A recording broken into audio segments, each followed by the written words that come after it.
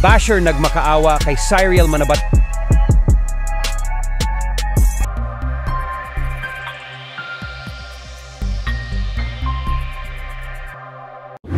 Isang basher ang nagmakaawa kay Cyril Manabat matapos itong rumesbak sa panglalait nito. Sa Instagram story Senior High Star, ibinahagi nito ang screenshot ng comment ng isang basher patungkol sa kanyang boyfriend. Makikita ang caption na, "I'm so full of energy today. Masarap pumatol at times with laughing emoji." Sa screenshot, makikita ang comment ng isang netizen na hindi daw umano bagay sila ni Cyril at ng kanyang boyfriend. Isang follower ang ipinagtanggol si Cyril at sinabing real-life boyfriend niya, yabe. Nag-insist naman ang basher na hindi talaga sila bagay. At dahil maraming energy si Cyril para mag-reply, pinatulan nito ang panglalait ng basher. Bumuelta ang young actress at sinabing hindi din daw ito bagay sa kanyang baby daddy. "Hindi rin kayo bagay ng baby daddy mo, Ira," matapang na sagot ni Cyril. Sa ikalawang screenshot, ipinakita ni Cyril na nag-direct message sa kanya ang basher na pinatulan niya. Sa message nito, nagmakaawa ang basher na wag idamay ang baby niya.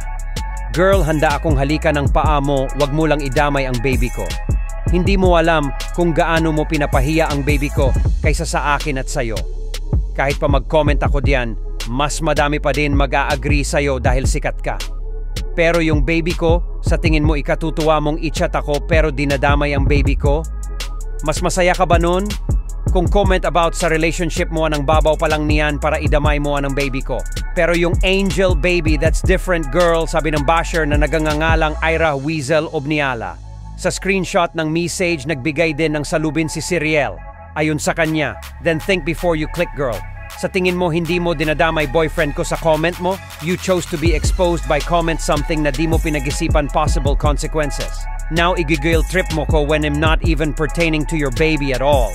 I said baby daddy mean I'm talking about your partner too. Labas dito baby mo and hindi ako mababaw. Don't invalidate my feelings, mama. Ever." Pinatulan din ni kapamilya actress ang netizen na pinuna ang kanyang pananamit. Sa kanyang Instagram story, nag-react si Cyril sa komento ng netizen kung saan kinukwestiyon kung kailangan daw ba talagang i-display ng actress ang dapat daw ay nakatago. "Be a decent enough. Need ba talagang mag-display ng dapat ay nakatago?" Saad ng netizen. Resback niya sa naturang basher. "Be a right grammar spelling enough. Need po ba talaga i-display ang di hinihinging opinyon lalo na po baluktot?